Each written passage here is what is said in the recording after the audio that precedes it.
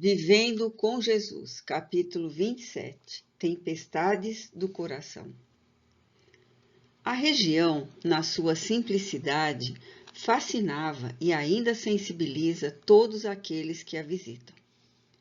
Conhecida pela pobreza dos seus humildes habitantes, pescadores, vinhateiros, camponeses, mercadores e desocupados na miséria, era menosprezada pelos eruditos e ridicularizada pelos soberbos compatriotas. A natureza, porém, fora-lhe pródiga em beleza. O mar, espelho, refletindo o céu azul claro e transparente, era cercado de um lado pelas praias recobertas de pedras miúdas e terra marrom, onde medravam velhas árvores próximo à gramínea verde exuberante. Do outro lado era defendido pelas montanhas da Decápolis, com as suas formações vulcânicas enegrecidas e ameaçadoras. Casarios de aldeias e cidades famosas, assim como outras menos conhecidas, adornavam-no com a alegria das suas cores e as luzes bruxuleantes nas noites estreladas. Jesus elegera a Galileia e o seu mar, que transformou na pauta gigantesca onde escreveu, sem palavras e através da vivência, a mais notável sinfonia de vida que é o Evangelho. Convivendo com os mais infelizes para os quais viera, não desprezou os párias morais que chafurdavam no luxo e nas extravagâncias do poder. Todas as criaturas eram-lhe motivação para o cântico sublime que as embalava com as lições de paz e de iluminação interior. Mas não se detinha apenas entre aqueles que o cercavam. Sabia que o seu era um rebanho imenso, constituído por todos os indivíduos da terra, e por esta razão ampliava o seu círculo de realizações, indo além dos limites onde viviam os tristemente denominados eleitos. Ele conhecia os sentimentos dos gentios que aspiravam à plenitude e sentiam-se impedidos de penetrar nos mistérios do Deus único. Nas praias abertas, no cenário da natureza, ele modulava as canções de esperança e de vida eterna, enquanto os ouvintes, ora deslumbrados, ora aflitos pelas necessidades que os estigmatizavam, sorriam e choravam, dominados pela expectativa de também serem felizes. Um mar atraente e convidativo era a paisagem rica de alimentos e a vida que facultava acesso a outros lugares distantes uns dos outros. Ele havia transformado aquele mar piscoso numa harpa de cordas líquidas e as dedilhava com ternura, produzindo poemas de musicalidade ímpar. Mas também dele se utilizava para outros labores. Em um entardecer rico de luzes multicoloridas, ele tomou o barco de Pedro e, com outras embarcações, rumou para o outro lado, que sempre contemplava a distância. Era a primeira vez que se deslocava naquela direção, conhecido o lugar como constituído por adversários dos judeus, pois que os seus habitantes, remanescentes gregos, viviam dos negócios de suínos. Enquanto o barco deslizava ligeiro sobre as águas mansas, eis que os céus escureceram-se subitamente, e os ventos sopraram com vigor, levantando altas as ondas agora encrespadas que ameaçavam os viajantes. Em face da localização geográfica, esse fenômeno era comum naquele lugar, abaixo do Mediterrâneo, quase 200 metros, dando ensejo a tempestades bruscas e calamitosas. Ele dormia, ou parecia dormir, em paz, enquanto rugiam as forças desgovernadas que se chocavam na tormenta feroz.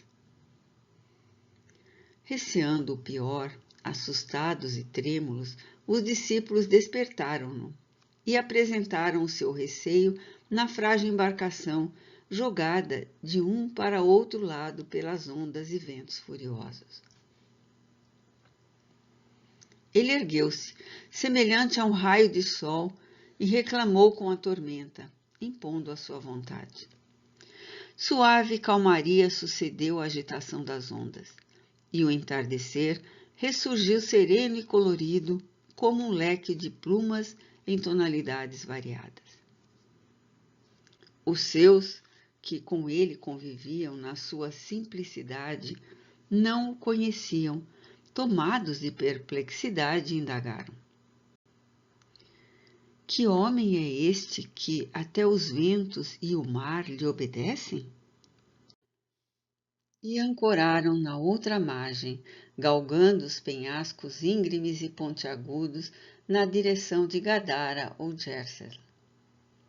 Jesus tinha e tem poder sobre as tempestades da natureza, muitas vezes provocadas por seres espirituais.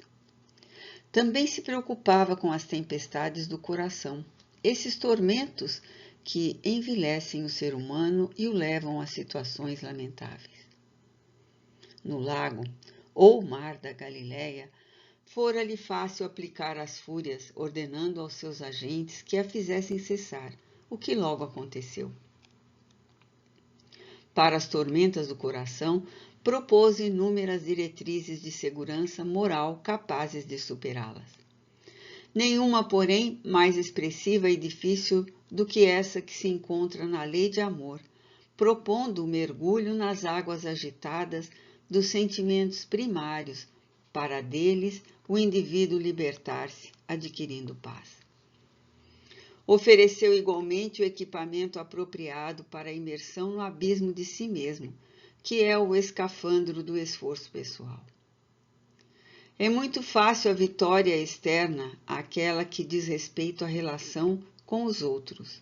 Nada obstante, o audacioso empenho para descobrir as imperfeições e trabalhá-las, eis o desafio que todos enfrentam.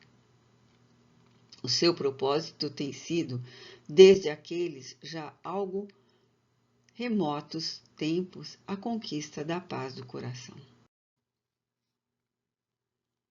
Enquanto as boninas medravam, adornando a relva abundante com a natureza em exuberância de luz e de estesia, o canto do Evangelho soava aos ouvidos das multidões atormentadas, enternecendo-as.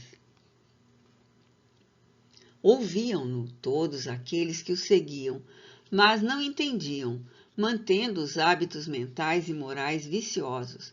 Isto porque não queriam compreender. Encontravam-se sobrecarregados das paixões primitivas, doenças físicas, transtornos emocionais e distúrbios mentais.